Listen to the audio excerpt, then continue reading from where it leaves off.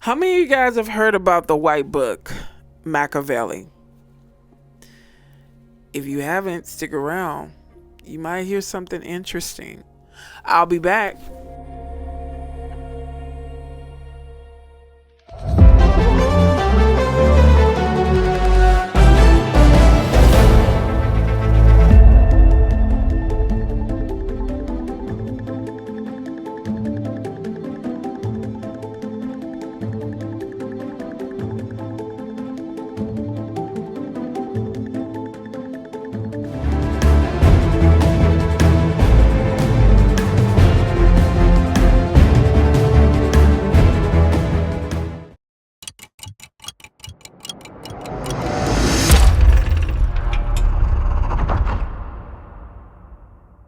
Returning folks and subscribers, welcome back. You're always welcome and appreciated.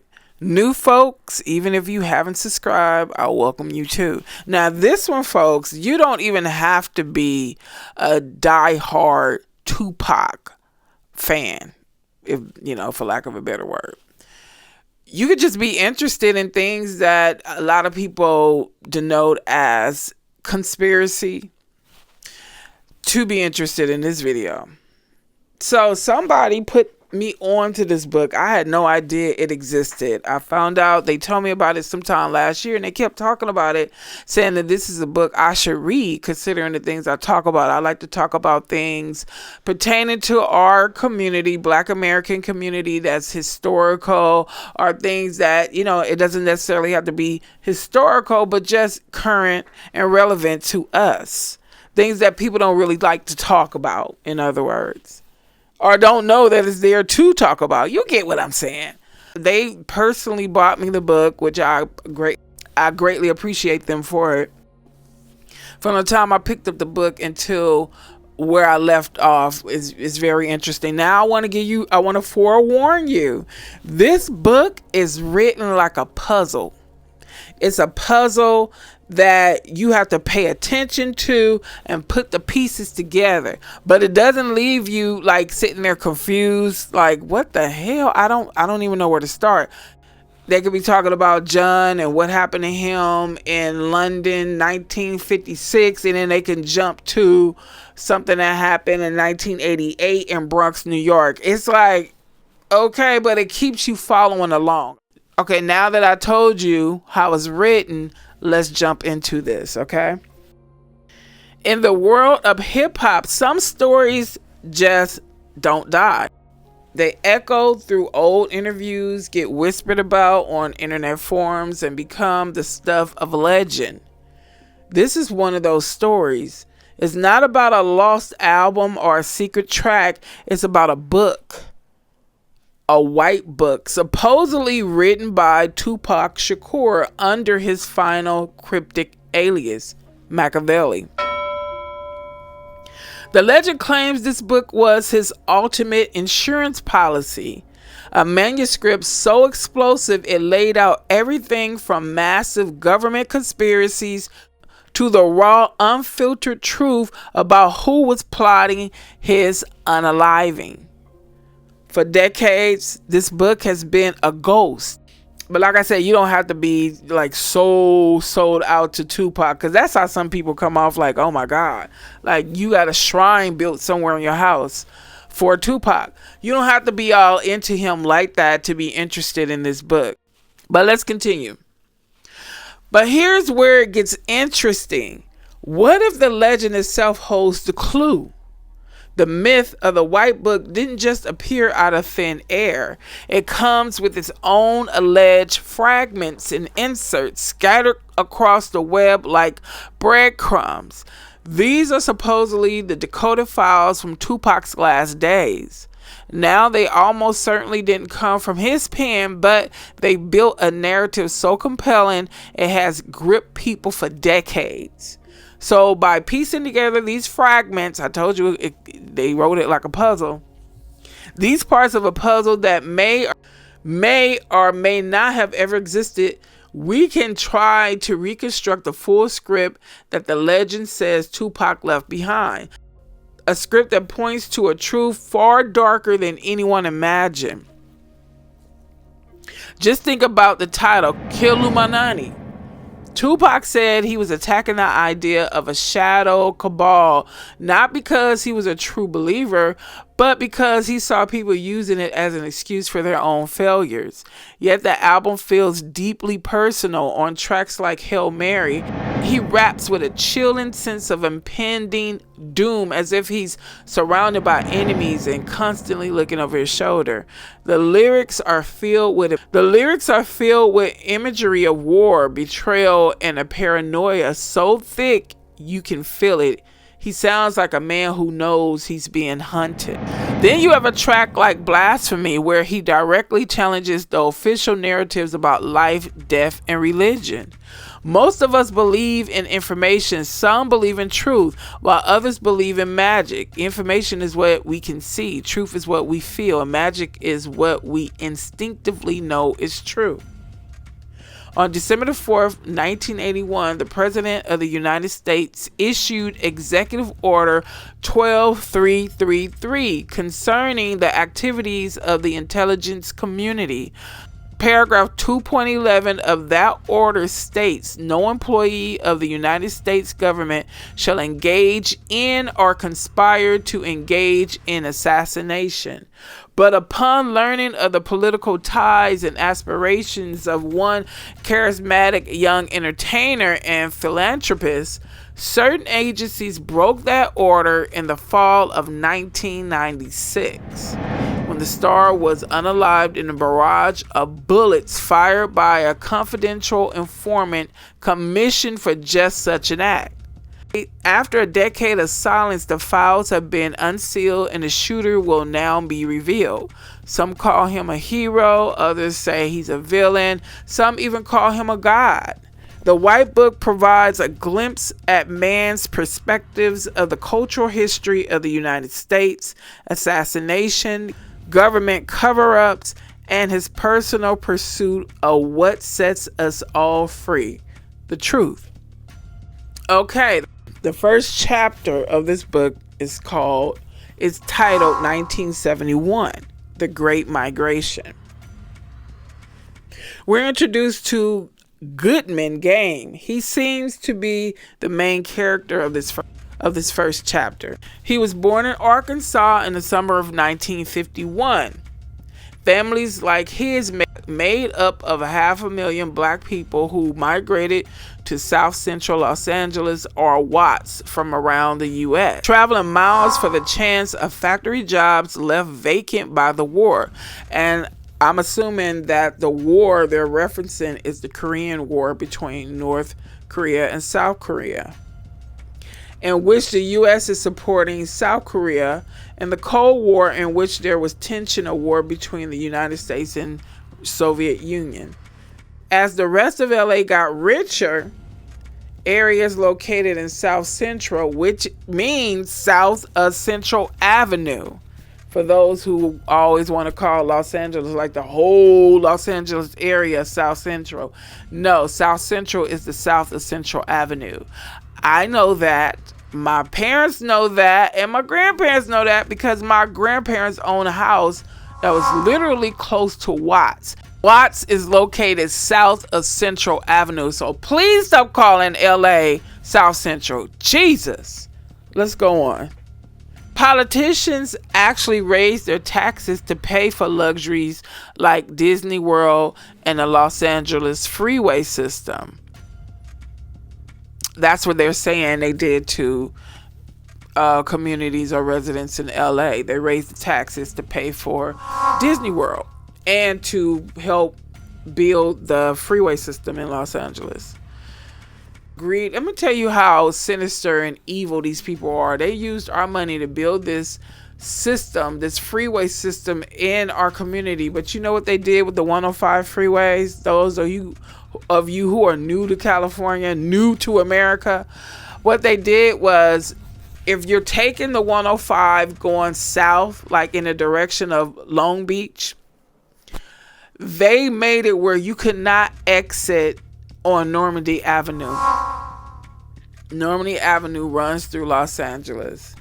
They made it where you couldn't exit on Western or Normandy Avenue. In those two streets, you could exit. You would have been able to exit off the 105 freeway to get to Los Angeles Southwest College. So they completely cut that community off from accessing the freeway from Western and Normandy Avenue. So if you were coming into LA and you wanted to get off on those two streets, you had to get off on either Crenshaw or Vermont Avenue. Yeah, I don't even understand why the people that represented this area didn't make, a issue out of that. And I could tell you who I believe represented that area at that time.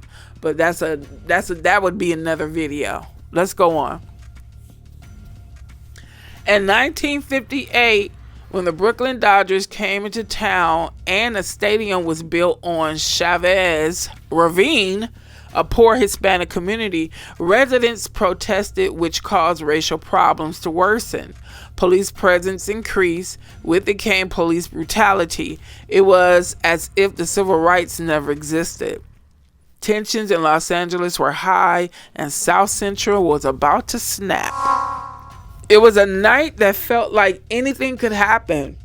Shortly after Goodman's 14th birthday in the summer of 1965, his older brother Bobby, best friend Larry, and a few others had gone out to be a part of something. Long after windows were broken and the first store was looted, the boys ran through the shelves of Bay's cut-rate drugstore to see what they could get.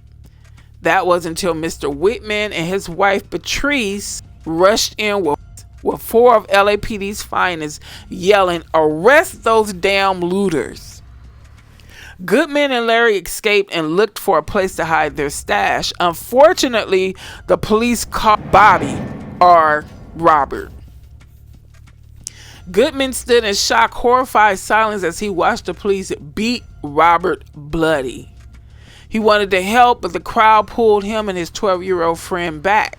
Mr. and Miss Whitman cursed Bobby and ordered police to teach that negress a lesson. The year was 1965. Goodman was 14 and the veil had been lifted. The life is equivalent to a time spent in battle or a bar. The words to a song that his parents often played came to mind, and now he understood. He dropped to his knees and cried. Larry sat beside him and did the same. An enraged community wept, but no amount of tears could stop Watts from burning. So those of you who did not catch it, they ran out and participated in the Watts riot. The two young men escaped, but his older brother was caught up by the cops and some racist owners, white people who owned property or business in Watts at that time. And because, they wanted the police to beat the brakes off of their brother. See, that was the mentality of people who have businesses in our community at that time, who were not Black American, who were European. And I don't know why Jews keep saying they're not white. Calling yourself a Jew is a religion. It's not an ethnicity or race. Oh, God, let's go on. 1965 also saw Malcolm X assassinated. 66, New York riot. 67, more riots erupted in Detroit and Newark. 1968, Martin Luther King was assassinated in Memphis, and political unrest at Chicago's Democratic Convention, where Richard the Boss Daley instructed the CPD and National Guard troops fresh from Vietnam to unalive civil rights activists if need be.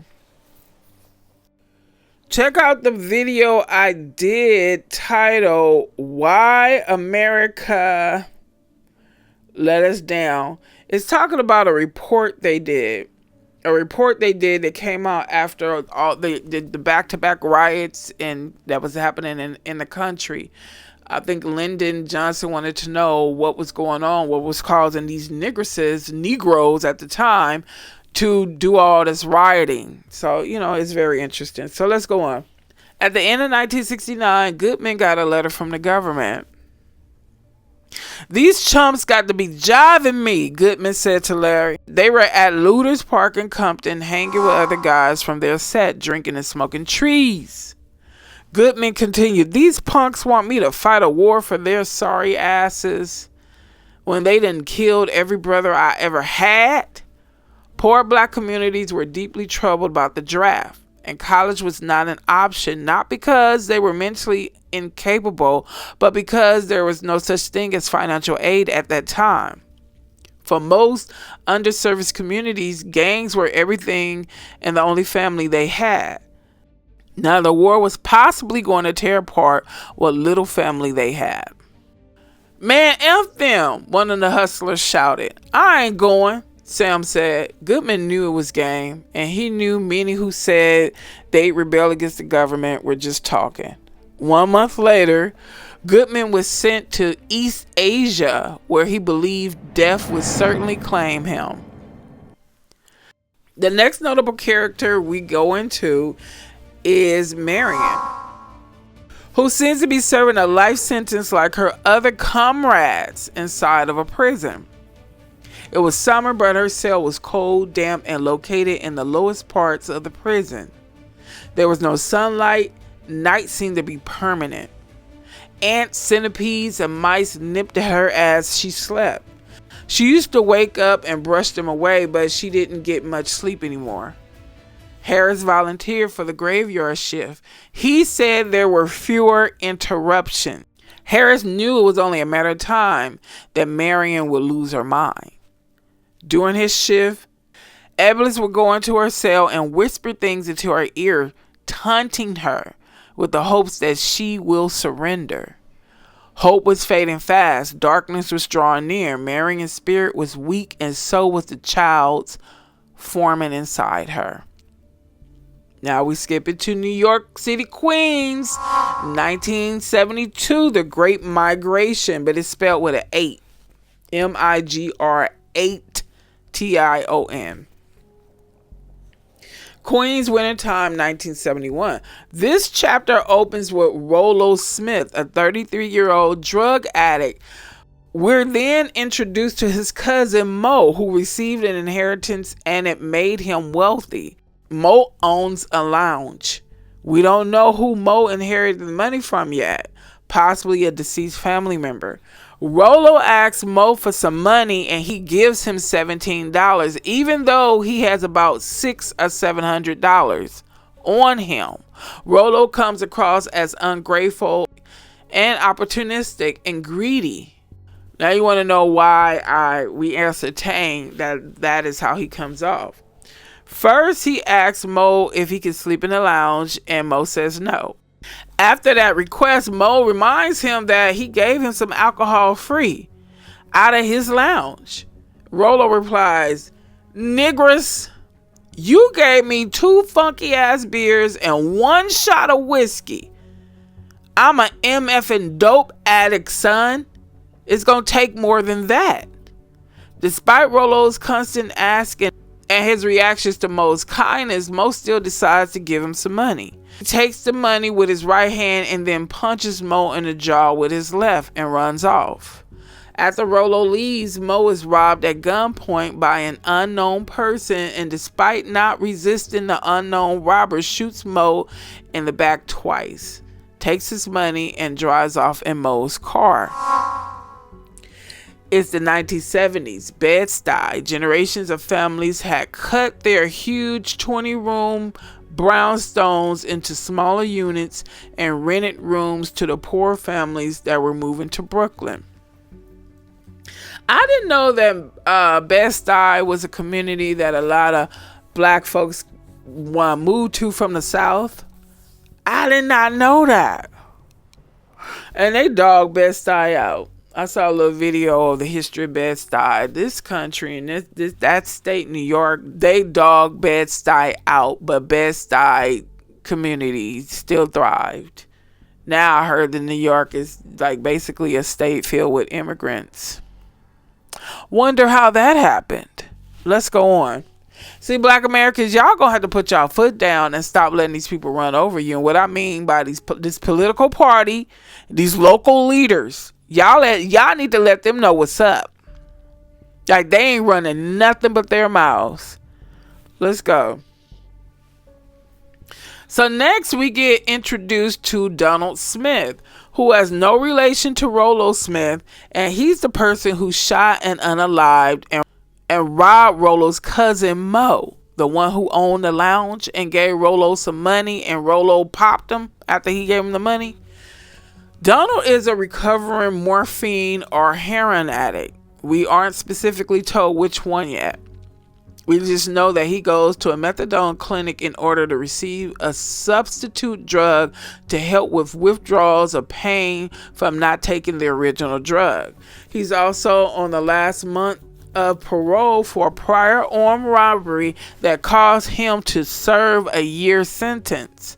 At the methadone clinic, Donald falls asleep and awakes to find out that his name had already been called and that someone acted to be him, put an X near his name, and took his dose of methadone for the day. Later on that same day, at a hole in the wall where all the down on the luck dudes hung out drinking cheap liquor, the bartender informs Donald that Rollo was the one who took his methadone.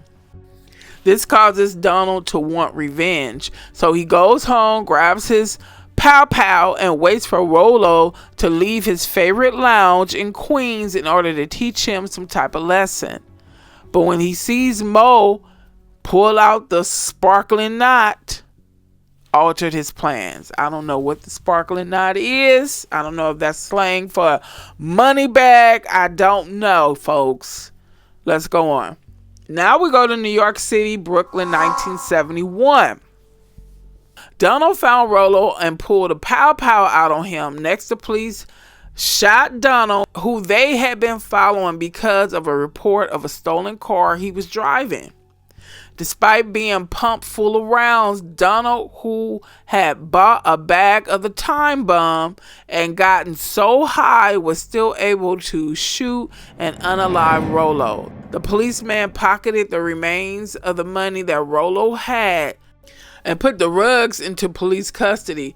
Time bomb is possibly a slang term for, the white stuff they flooded our communities with in the 80s. That caused the Hispanics to come over here and, able to do what they did because they messed up our people to the point where they couldn't really do too much because they was messing with that rock stuff. Let's go on. We're going to jump to Jamaica, Kingston, 1968. Next, we meet Jayetta, I believe her name is Jayetta, Nisi, and her boyfriend Paul, who are living in Jamaica. Jayetta is deciding whether or not she wants to live in England or the States. It's not known yet if she has visited the States yet, but she has visited England and has her own opinion of London being a filthy place with rude people. On the opposite end, her boyfriend Paul views it differently, having visited the area 10 years before Jayetta. I've heard that about England. Even recently, people say that it's nasty. I'm like, why they act so stuck up? Let's go. It reminds me of that's how they used to be back in the 1600s. That's how they used to live. Medieval time, nasty. Let's go on. England, London, 1956. At 22 years old, Paul moved to London in order to fulfill his dream of working at the British Broadcasting Corporation, BBC. He lived in an old and dirty part of the city and had to deal with grime-looking foreigners calling him names and trying to break his spirit. He started off working at hotels and restaurants, and after applying multiple jobs, was able to land a janitor role at BBC. After 4 years of being there, he was still a janitor despite giving his resume and portfolio to anyone who'd see him. Because of this and local popularity with Scientology, Paul began to question his faith, so he took his father's advice and got on some praise the Lord-ish. So disrespectful. Jamaican Kingston, 1968. It's 1968, Jamaica, and political tensions and unrest are at high. It's been 6 years since Jamaica was given their independence from England by the Queen and Prime Minister. Why were there political tensions and unrest? Well, Jamaicans were not allowed to visit Cuba, or their passports would be seized. American civil rights activists and political organizations were not able to visit Jamaica. So how does Jamaica have independence if there's still restrictions on where they can go and who they can interact with being imposed on them by England's reigning authority? Jamaicans voiced their opinion of these inconsistencies of supposed freedom and independence by placing graffiti on every wall in Kingston. In Jamaica, the voting majority supported the Jamaican Labour Party, who shouted their names from the rooftops and painted JLP everywhere. Let's go back to Diane, who at the age of 7 had been working at a family friend's small clothing company as a seamstress. By the age of 18, she was one of the company's top seamstresses and had a keen eye for detail and fashion. The television news broadcast the deportation of Dr. Walter Rodney back to his homeland. He was a university lecturer of Guyanese descent and a movement advocate whose influence had become a problem. It was a hot topic during the days of the 1968 Fashion Expo in Kingston, which Janetta attended. Since the deportation of Dr. Walter Rodney was one of the main topics of the discussion, a fashion model at this event expressed her thoughts on the matter. It serves him right. I've recently returned from America in London. The atmosphere there is too fragile to have an agitator like him stirring up trouble. He should have kept quiet and enjoyed Jamaica. That's what I plan to do. Diana added her opinion that many couldn't hear, but whatever she said made Emaine, a black fashion model, congratulate Diana on the things she felt she couldn't say. Around 2 weeks and 4 days later, Diana said her goodbyes and boarded a plane. Someone from that fashion event felt what Diana said was profound, enlightening, and empowering enough for her to receive a plane ticket out of Jamaica. New York City, LaGuardia Airport, 1968. Diana lands at the airport. An officer starts a conversation with her by stating, "You've been wandering around here for hours. Don't you have someplace to go?" Diana responds by showing him documents that validate her right to be there. The officer shoves the documents into her sternum and gives her breast a squeeze before removing his hands and walking off. Diana then meets Paul while he is working as a cab driver, and they start off a conversation about Frank Sinatra and a song he is singing called Old Blue Eyes. They exchange numbers and eventually begin their long courtship. Brooklyn, 1971. Jaeda or Gia, Paul's nickname for her, is pregnant. There's no question that Jaeda loves Paul, but I don't believe she's in love with him. Paul and Gia are 14 years apart. This is brought up because Gia begins to question if she's in a relationship with him because she was looking for a father, someone to guide and educate her, because she was so naive to New York, even to the point that she thought every tall building was a cathedral. Jaya visits Jamaica and Paul's parents and learns that his father is dying. This greatly saddens Paul because when he left London, his father tried desperately to get him to return to Jamaica, where together they run the church. Again, he declined his father's offer. It was the beginning of fierce arguments that would leave the two silent all these years. Around May or June of 1972, she gives birth to her and Paul's son, Thomas, while he is away in Jamaica. Paul's father's message to Jaya.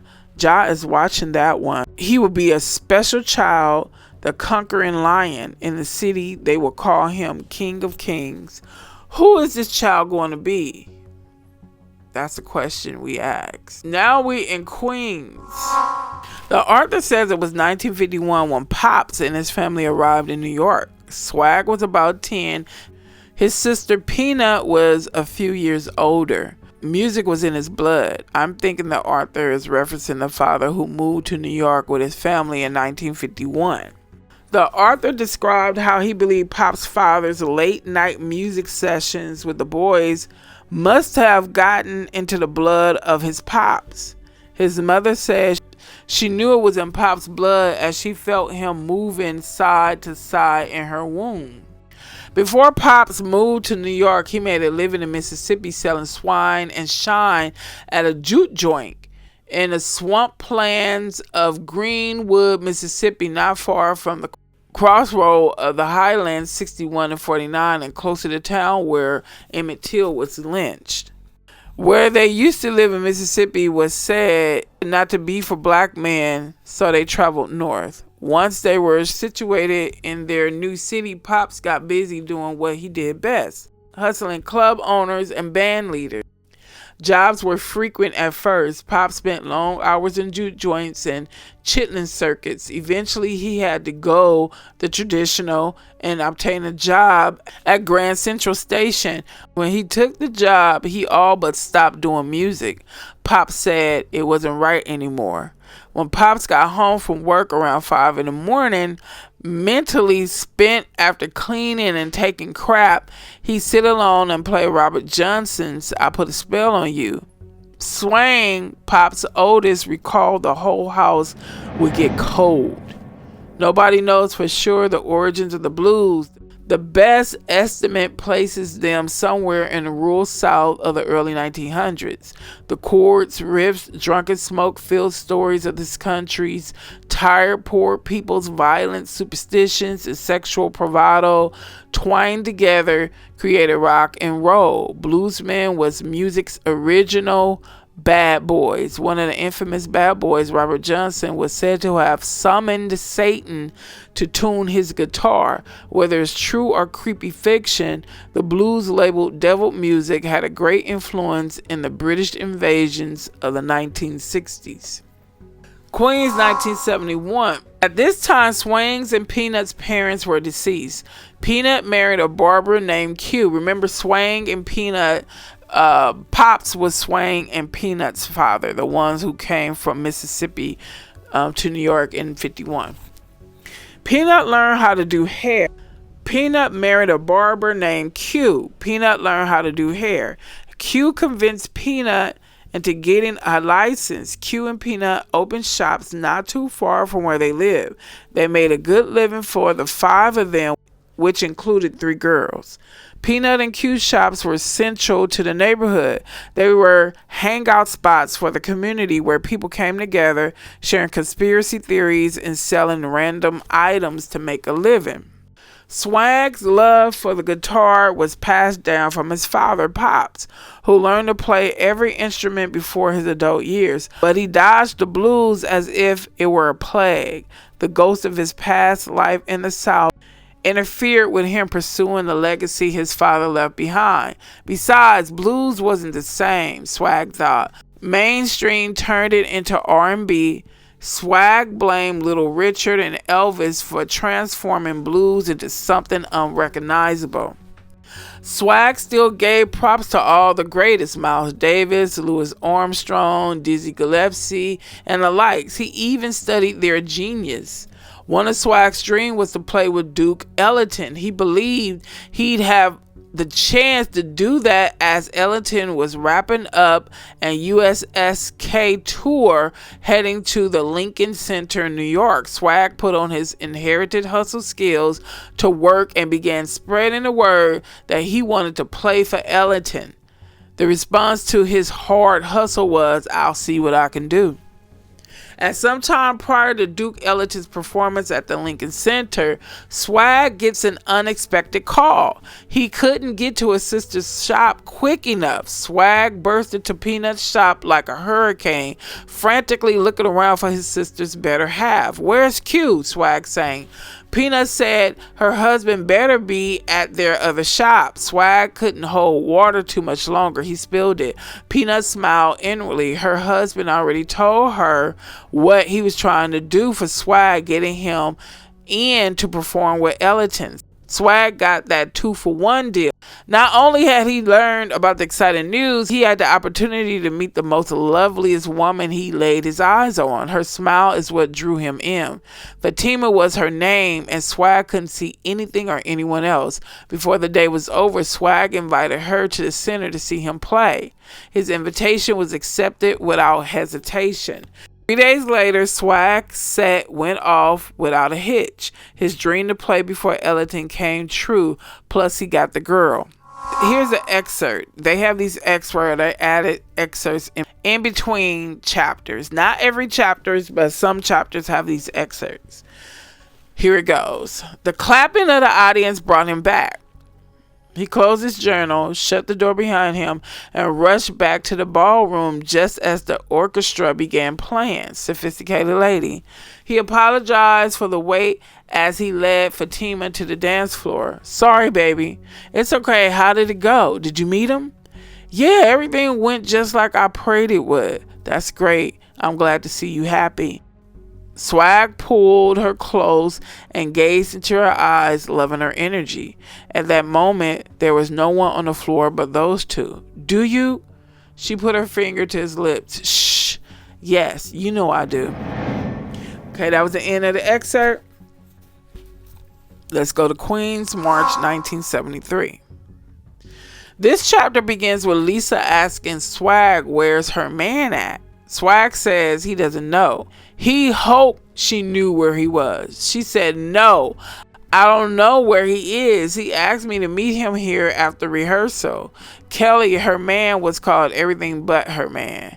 She was pissed. Swag silently wondered to himself what was up with Kelly, as that was the second time he hadn't shown up to rehearsal that week, but he wasn't going to let Lisa know. But Swag knew he would soon need a new sax player, as Kelly wasn't reliable and he came with too much drama. Lisa was on a roll. She was done with Kelly and his disrespect. Lisa had been dating the neighborhood's dealer, Pebbles, but he had been shot during a bad deal in Central Park. People felt bad about what happened to Pebbles, but they were now more interested in trying to get next to Lisa. Lisa became sidetracked at that moment, eyes trained on Swag, slyly studying him like a mathematic problem. She suddenly asked him why he never hit on her. Swag played it off by saying, give me a chance. I'm working on my nerves. The two laughed. Swag became serious, telling Lisa to give her man a chance. He invited Lisa downstairs to have a drink and wait for Kelly. By spring of 1973, Swag's name changed to Cyrus, and his faith changed, and a baby was developing in his woman's womb, who some expected to be a prophet. It was late. Cyrus, whose name was Swag, was usually finished with rehearsals by 11 p.m. Fatima, his woman, was up waiting and pacing the floor, growing more tense by the second. She tried to distract herself from his tardiness by reading, but it wasn't working. The sound of keys jingling at the door almost extinguished the heat rising in the pit of her stomach. When Cyrus drunkenly stumbled through the door, she was off. You're drunk, she bellowed. Where have you been? Do you know what time it is? Fatima rattled off expletives like an assault rifle. Baby, calm down. She gave him no chance to explain anything. Fatima flipped in more ways than one. Dishes were tossed at his head. He ducked, still trying to explain. Cyrus tried to restrain her by putting her in a bear hug. They both fell on the floor. He told her she was crazier than a road lizard. Fatima was crying. Cyrus' explanations fell on deaf ears. He told her that he tried to help Lisa, who was distraught about Kelly. Nothing he said soothed her mind or heart. Fatima accused him of being a lying-ass negress. Cyrus was done. He said, since you think I'm lying, you shouldn't want to have a child with a liar. He threatened to take her to the clinic in the morning so she didn't have to have a child with someone she believes lied to her. The morning came. Both were too prideful to back down. Cyrus was true to what he said he would do, even if it killed him on the inside. They sat in miserable silence, waiting to be called by the doctor. Fatima fought for dear life not to cry. Cyrus wanted to grab his woman and comfort her, but her jealousy is what got them there. When Fatima's name was called, she sat still as a statue, eyes red, heart heavy. Cyrus walked up to the desk. The veteran nurse saw through the whole charade. She boldly told them they are playing with a real life. She's seen this type of game too many times. She didn't have to tell him twice. Cyrus turned to his woman who was carrying their child and asked her to come home with him. Fatima was already there in her heart. Her unborn child rocked back and forth, rejoicing that his parents didn't allow their foolish pride to be the cause of his demise. In mid-September of the same year, the couple gave birth to a healthy son whom Cyrus named Malik. Fatima paid homage to her husband's Muslim belief while holding on to her faith. The new mother smiled endearingly at her small-sized family, although she was a little hesitant about the name her man chose for their child. As she held tender eyes on Malik, she knew his name was a perfect fit. Fatima sealed her resolve with a prayer from the Quran.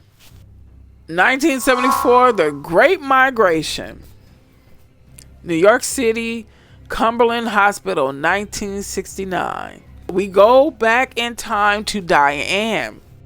The character Diane woke up to bright industrial lights flooding her face as she slipped in and out of consciousness.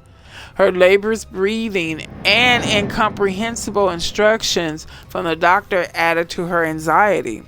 She felt sedated, hearing whispers in the background. Diane wanted out of the awful place, surrounded by a cold that wasn't just physical. Fleeting thoughts of wishing not to exist any longer brought temporary peace. Flashes of her life filled with sorrowful situations brought her back to harsh reality. She knew what she faced only brought more hopelessness. Diane didn't believe in God or any other higher being, but that didn't stop her from crying out to whoever she could believe might be listening. Gee, damn this ish. Lord, or whoever you are, if you think anything about me. Then it ends, folks. Now we go to Brooklyn, 1949. Around 20 years earlier, Diane asked her mother about her family's roots. Her mother's answer was what she assumed were words passed down through generations, but it wasn't enough to satisfy her longing to know her family's history. This is what Diane's mother relayed to her. She said, "I'm going to tell you like my mother told me. We lost all our history and heritage. Whatever pride we might have retained was beaten out of us. We were captured into slavery. Violence and bondage were all our people were taught in America, and it's all that you know and all that you can teach." Diane's mother snickered. She told her daughter to go to school tomorrow and tell her teacher what she said. Diane's mother went on to say she didn't know about their ancestors, but she could tell her about her immediate family. She cautioned her daughter that what she reveals wasn't for her classroom. It was for Diane and only Diane. Mother said that mother never knew for sure, but she suspected that her mother's father was a man named Mr. Davies. He was a Mormon that her mother worked for. The mother begins to tell Diane a story about Diane's father. Now we go to New York State, White Plains, the late 1930s, folks. Check this story out. Diane's mother's story began with two people, Florence Smarter and Aaron Prentice Wade. Florence was 23 at the time that she met Aaron. He worked at the Davies-owned lumber mill. Aaron fell in love with Florence when he first saw her. Florence was attracted to him too, but they wouldn't dare let it be known. Remember, it was the late 1930s. If you hadn't guessed it by now, Florence and Aaron were of mixed race, she being white and the daughter of the lumber mill owner. Aaron was a black man. For months, Aaron pretended that Florence was invisible. Eventually, neither couldn't contain how they felt. They began to have secret rendezvous, hoping their affair would not be discovered. It was Aaron's distraction which began to catch Mr. Davies' attention. He was slacking at work, drawing attention to himself in the worst way. Florence and Aaron planned their special night. Wild horses would not stop the two from becoming one again. The intensity of their lovemaking drowned out the abrupt opening of the lumber mill's doors. It was not until Mr. Davies was practically breathing down Aaron's bare back that he knew they weren't alone. He jumped to his feet, daring not to cast an eye on his employer and his lover's father. Mr. Davies was seething. Florence was dedicated to protecting her man and lover. She ran full speed, trying to jump in between her furious father and Aaron. When she was within fist reach, Mr. Davies violently struck his daughter in her nose, causing it to break. She dropped to the ground unconscious. Aaron shoved Mr. Davies back. Florence came to as she watched Aaron and her father fighting. She saw red. Florence jumped into action, snatched an axe from the wall, striking her father to his death.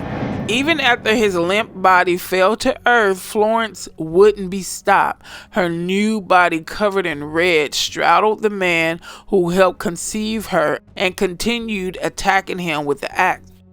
Aaron was shocked and silent. That was not how he saw their passionate love or lust-filled night ending. He knew his life was over. Aaron asked in horror, "What are we going to do? We have to go. Someone had to hear us." Florence, still in shock, knew the only thing that could be done is for her lover to run. "Leave, just go. You have to run now." So much happened in a moment. Florence's father was deceased, Aaron's life was pretty much over, and a child was conceived. The whole town's attention followed Florence. She couldn't escape curious, accusing eyes. Some knew Aaron had something to do with Mr. Davies' death. The lynch mob spent weeks looking for him. Florence became an outcast after Diane was born, so much that BJ, the milkman, had pity on her. Milkman saw this as the prime opportunity to try to get close to one of the forbidden smarter women. The two moved to New York. 6 years and 3 children later, BJ began to despise Florence's ways. Florence was 16 years older than BJ. Of course, it was impossible for him to know what hid underneath his wife's layers. He was no match for what boiled in her blood. Florence began creeping with other men when he was on the road trying to make a living. Remember, Florence is white and she is from White Plains, New York. BJ was livid. He found out just how intuitive Florence was when he thought he would teach his wife to behave. The slash in his arm with his own razor would be a constant reminder of how you can't teach every woman with your fist. When she cut his arm open, that day is when he realized that the rumors were true. He wisely decided that he would not become like her father. BJ hit the road, leaving Florence and their 4 children alone. He never looked back. Now we're in Brooklyn, New York. Diane was almost 15 in 1954. Diane is Florence's first child. Florence is the one who was having an affair with a black man. She's white, and her father discovered them, Mr. Davies, and she ended up unaliving her father out of pure rage and to protect her lover Aaron, who ran off. So I don't know if it was pure rage that caused her to unalive her father, fear, love for her lover, or whatever. When her mother had her second child, Diane was not happy, as she knew she'd be made to be the stand-in mother and their sibling. One more child means less time for her personal time, less food to eat, and less money to spend on her essentials. Diane was emotionally distraught watching her mother Florence scream herself to sleep after drinking too much bourbon. During her mother's drunk-induced outburst, She never knew if her mother's outbursts came from the lovers she lost or was she cursing their existence. Diane watched her mother carefully, taking mental notes, learning what not to do when it came to men. She concluded that her mother cared too much about how men felt about her and if they really loved her. She didn't care if the whole world hated her.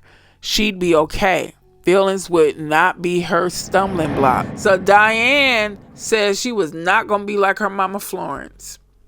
The same year, Diane met a young man named Martin, a 19-year-old Navy recruit on leave from New York. Right off the boat, she could tell Martin was different than the city boys she was accustomed to. He was respectful, handsome, muscular, caring, and honest. Plus, he was a virgin. Not too long after they were physically intimate, Martin asked her to move in with him. He asked Florence if he could marry her daughter. Mama didn't approve. But once Diane broke down how much money she wouldn't have to spend with one less child to take care of, Florence had no issue signing papers giving her daughter consent to marry Martin. The first child was born in the summer of 1955. Diane and Martin named their son Everett. She was used to raising children. The only difference is she would be raising a child who came from her loins. Diane had no problem adjusting to life on the Army base. Since she was the youngest wife, she was treated special. Most of the wives' days was spent pursuing department stores to kill boredom.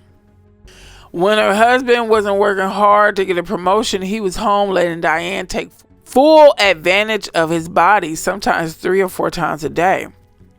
Martin didn't mind at all. Matter of fact, he was delighted. When her husband was away, she really missed him. All it took was one look in his uniform and she'd find herself undressing him with her eyes. Then came their second child. They named her Shirley. Diane finally came of legal age to drink. She left school in the 9th grade and was mother of 2 children. Sex wasn't keeping Martin home anymore. He began taking long assignments in Hawaii, leaving Diane home for months with the children. There was only so much one could do on a military base. Shopping wasn't filling the void and money wasn't as plentiful since the new baby arrived. Diane had cabin fever. When her children were in daycare, she'd hang out in town with the corner boys as they sold trees. Eventually, another man started sparking her interest, a young cat named Anthony. They laugh and joke around together during the day. He soon began dropping by the house after the children were asleep. Some might say it was innocent. All they did was lounge around listening to music and smoking trees. That was cut short as Martin came home with something to tell Diane. "What the F, Diane?" Martin exclaimed. "You cheating on me in my house?" Their neighbors didn't leave any details out. Martin continued. "What if they reported us? I told you I was up for a promotion." Technically, she wasn't cheating on him. Diane admitted to keeping company with someone else, but she swore she'd never cheat on the father of her 2 children. She said, "I smoke outside because I didn't want to do that around the children. What do you want me to do? You leave me here for months at a time." Martin's heart was as cold as his demeanor. "I don't want to hear it, Diane. You lay around here not doing anything. You don't work. You don't go to school. You don't do ish." Diane beat him to the punch. "You what?" she screamed. She saw the painting on the wall, the long assignments, no sex, his sideline comments since their second child was born. At that moment, she had to admit that she saw the signs but ignored them. She was hurt. The pain felt familiar. Diane swore she wouldn't be that woman like her mother. "Who is she?" she asked calmly. Martin let the dam break. The next hour was his confession session. He told his wife about the feelings he'd harbored. Martin claimed he still loved her and his children, but he and Diane weren't a match. He was moving up and she was stagnant. He wanted someone who was moving with him. Diane didn't even have a high school diploma. Martin was going places that Diane couldn't go. He said he'd take care of her and their children, but he flat out wanted a divorce. Diane was going to give him what he wanted, but not before letting him know exactly how she feels. You uppity ass Negro. Go to hell and take your slanty eye bitch with you. Take care of your kids. I don't want anyone who doesn't want me. You want a divorce? You got it. I can always get a man. Diane immediately left the house, her soon-to-be ex-husband and kids behind. She linked up with Anthony. They went to his pad where they got high and had sex. It went on like that for the next month until she moved back to Brooklyn. 8 people cramped up into a 2-bedroom apartment. Diane's mother worked as a waitress at a 24-hour restaurant in Times Square. Florence wasn't single for long as she began dating the owner of the restaurant, Melvin. He had no children, never been married. He was happy to help Diane and Florence's children. Diane was just happy to be back in her old stomping ground, around familiar faces, glad that her children were getting to know other siblings. She had grown weary of the Big Apple, but it didn't seem as bad now. It was a place where anything could happen. Even though she was happy to be back home, Martin's words still plagued her mind. She thought about how limited her life was, but she didn't feel down about her life too long. Anthony came strolling into town, the cure for her blues. Diane began working on her new man, explaining the game to him. They opened a shop on Fulton and rented a 1-room spot. When he had to leave town, Anthony left her with money and enough trees to last her until he came strolling back. Like most times, trees wasn't enough to take the edge away. She needed something stronger. That's when she turned to the white powder. She convinced herself that she would just do a little to get through.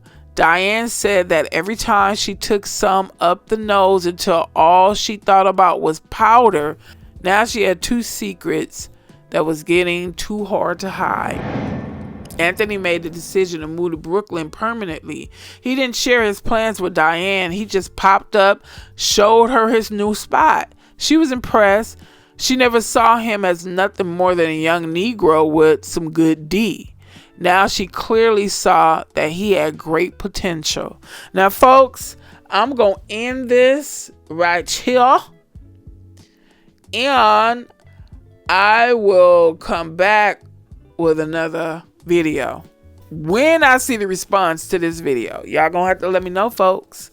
Y'all have to let me know that y'all want to hear more of this white book. Of course, I'm summarizing it. I'm not reading it word for word because of copyright purposes, but I have the ability to summarize the book.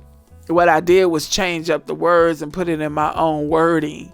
You know, that's what I had did because I wanted it to be clear and I wanted you to understand it. This book, like I said, is very interesting, and I might just upload a second video, period, you know, just because I enjoy looking at my videos too. So, you know, I like putting them together and looking at the end results. So, folks, let me know in the comments. Let me know. Y'all want to hear some more from this book or what? Also write in a comment who you think is who.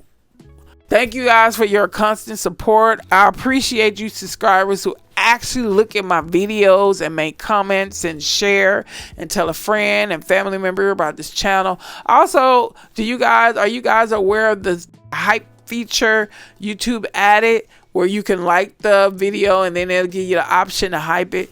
Do your sister a good and hype the video as well.